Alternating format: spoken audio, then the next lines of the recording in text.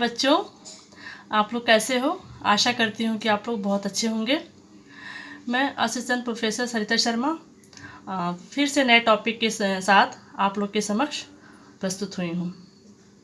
आज का हमारा टॉपिक है पठन कौशल, क्योंकि पार्ट 1 में मैं पढ़ाई थी श्रवण कौशल और पार्ट 2 में है ये पठन कौशल। इसके बाद हम देखेंगे लेखन कौशल।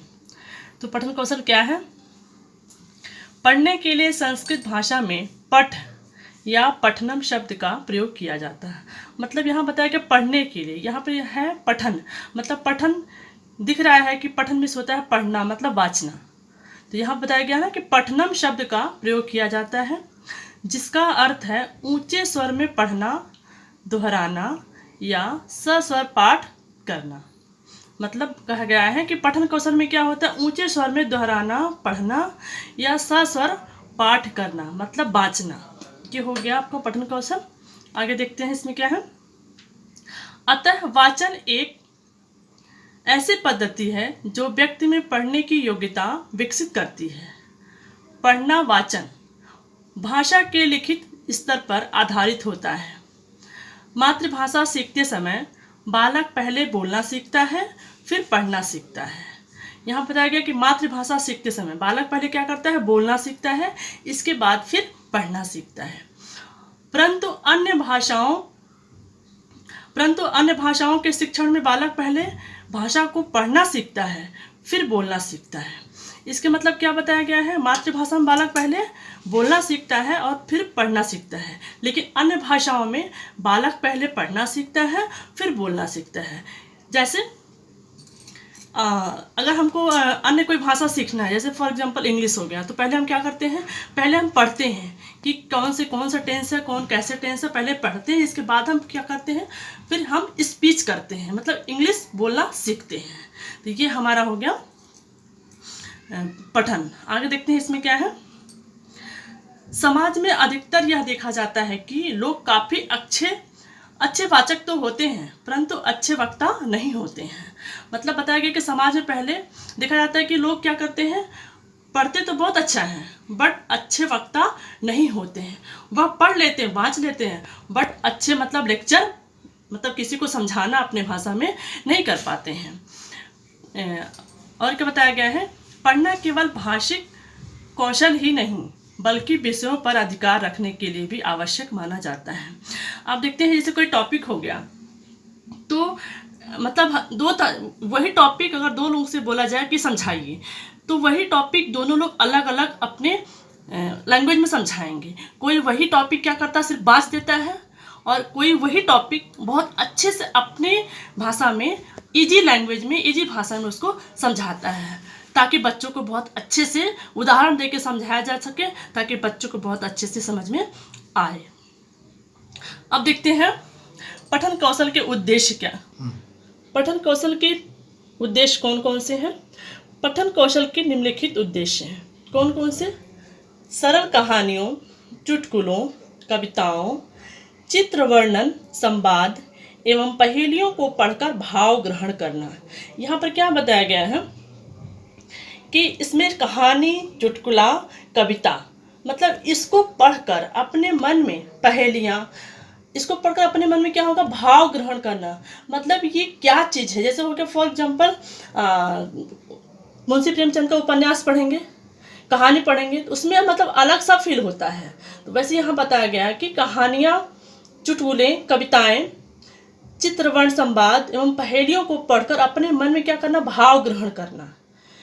दूसरा पॉइंट है शोक, भय, आश्चर्य आदि भावों के अनुसार विषय वस्तु को पढ़ना। यहाँ बताया गया शोक, भय। तो जैसे हम व्याकरण में पढ़ते हैं रस, तो पढ़ते हैं ना कि श्रृंगार रस का स्थायी भाव क्या होता है? रति, है ना। तो वैसे यहाँ पर बताया गया है रौद्र का हो गया, मतलब ये हो गया श्रृंगार रस के। तो ऐसे हम कुछ शब्द को पढ़कर, कुछ कहानियों को पढ़कर अपने फेस एक्सप्रेशन या भावों को ग्रहण करते हैं कि हाँ, ये पढ़ने में हमको रस की अनुभूति हुई है। तीसरा है मनोरंजन के लिए पत्र पत्रिकाओं तथा अन्य विषय सामग्री को पढ़ने की उत्सुकता उत्पन्न करना। हम क्या करते हैं किसी की कहानी पढ़ते हैं या उपन्यास पढ़ते हैं, तो जैसे हो गया महान महापुरुषों की कहानियाँ पढ़ते हैं, तो यहाँ पता है कि उत्सुकता, मन में एक अलग सी भावना जागृत करना, एक अलग सा उत्सुक होना, ये हो गया हमारा पठन कौशल। चौथा पॉइंट है पढ़ते समय शुद्ध तथा अशुद्ध वर्तनी में अंतर स्पष्ट करना। यहाँ पता है कि पढ़ते समय शुद्ध, आप व्याकरण पढ़े हैं कि शुद्ध अशुद्ध वर्तनी, कि ऐसा नहीं कि हम पढ़ रहे हैं और उसमें गलत गलत पढ़ते चले जाएं। तो पढ़ते समय शुद्ध और अशुद्ध शब्द का ध्यान रखें कि हाँ, ये हम जो पढ़ रहे हैं ये शब्द गलत पढ़ रहे हैं या सही पढ़ रहे हैं। पांचवा है पढ़ते समय एकाग्रता रखने की क्षमता का विकास करना। एकाग्रता शब्द आ रहा है कि हमेशा क्लास में बच्चों को पढ़ाते थे तो एकाग्रता, बच्चे बोलते हैं कि मैडम हम पढ़ते हैं लेकिन हमारा जो माइंड है एकाग्रचित नहीं रहता है। ये क्यों नहीं रहता है? हम क्या करते हैं, हम कंटिन्यू पढ़ते जाते हैं और पढ़ते समय हमारा जो दिमाग है, माइंड है, सिर्फ 5 मिनट हमारे पास रहता है, फिर ये क्या करता है, भागता रहता है। तो इसको हम क्या करते हैं, माइंड कॉन्सेंट्रेट करने के लिए, एकाग्रचित करने के लिए पहले क्या करते हैं, हम कुछ इजी कहानी या कुछ कविता पढ़ें या कोई वैसा उपन्यास पढ़ें, ताकि हम क्या, कभी कभी ऐसा होता है कि हमारा मन मतलब पढ़ते समय नहीं लगता है, बहुत ज़्यादा कठिन जो टॉपिक होती है वो हम ऐसा मतलब बोर हो जाते हैं कि हमारा इच्छा नहीं कर रहा पढ़ने के लिए। तो ऐसा करने के लिए हम कोई उपन्यास पढ़ें या कोई बहुत इजी कविता पढ़ें या बहुत इजी कहानी पढ़ें जिसमें हमें इंटरेस्ट, हमारे अंदर एक रुचि जागृत हो। तो ये सब पढ़ने के बाद हम क्या करें, अपने जो टॉपिक है या अपना जो बुक है, अपना जो सब्जेक्ट है उसको उठाएं। तो इसमें क्या होता है, हमारा जो मन है वो एक तरह मतलब एक जगह स्थिर रहता है सिर्फ 10 मिनट के लिए, और वो हमारे ऊपर निर्भर करता है कि हम अपने माइंड को कैसे एकाग्रचित रखें। अब देखते हैं पठन के तत्व। पठन के प्रमुख तत्व निम्नलिखित हैं। कौन कौन से हैं? नंबर 1 है पढ़कर शब्द का संदर्भ के अनुसार भाव ग्रहण करना। मतलब जब हम जो पढ़ते हैं उसका अर्थ क्या है, उसके मीनिंग क्या है, उसके मतलब समझ कर क्या करते हैं, अपने अंदर भाव को ग्रहण करते हैं कि हाँ ये इसकी मीनिंग है। नंबर 2 है पढ़कर अपनी राय बनाना तथा उसके अनुसार व्यवहार करना। कैसे? जैसे हमने बताया आप लोगों को पर्सनालिटी डेवलपमेंट, ये एक टॉपिक भी है पर्सनालिटी, कि ये अगर हम इसके बारे में हम पढ़ते हैं कि हमें क्या करना, जैसे बहुत सारे लोग होते हैं कि मेडिटेशन करते हैं, पर्सनालिटी डेवलपमेंट क्लासेस करते हैं। क्यों करते हैं? अपने पर्सनालिटी को विकसित करने के लिए करते हैं। तो हम जब कोई पत्रिका पढ़ेंगे तो उसमें लिखा रहेगा कि हाँ ये ऐसे ऐसे करना, तो उसी अनुसार हम क्या करते हैं, व्यवहार करते हैं कि हमें आज के बाद अपने बॉडी में, अपने व्यवहार में चेंजिंग लाना है। तो वो यहीं पर बताया गया है कि पढ़कर अब उसके अनुसार व्यवहार करना। तीसरा है वर्णों से शब्द निर्माण की क्षमता का विकास करना। वर्णों से शब्द निर्माण की क्षमता का विकास करना कैसे? अगर आप बुक पढ़ेंगे, अच्छी अच्छी बुक पढ़ेंगे, तो आपके अंदर क्या होगा, शब्दकोश का निर्माण, शब्दकोश इकट्ठा होगा, मतलब भंडारण होगा शब्दकोश का।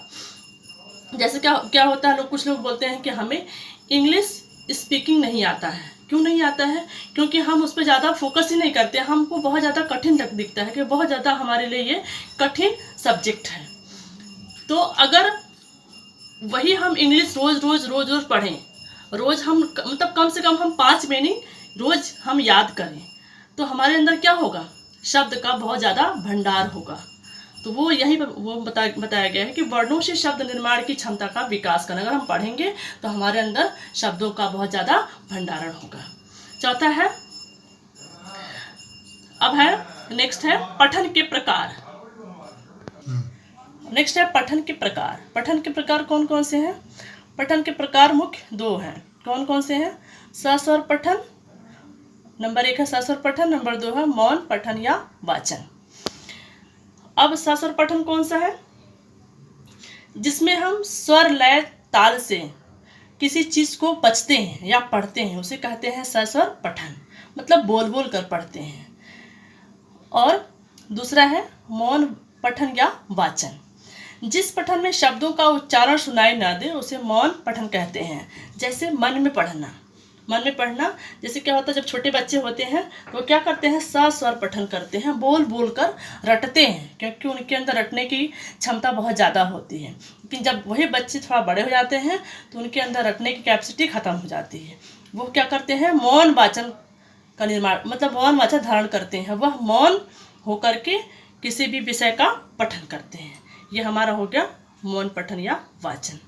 अब ये एग्जाम की दृष्टि से बहुत ज़्यादा इम्पॉर्टेंट है, इसको आप लोग अच्छे से पढ़ लीजिएगा। वैसे मैं क्लास में पढ़ा दी हूँ और इसको बार बार सुनते रहिएगा। Thank you.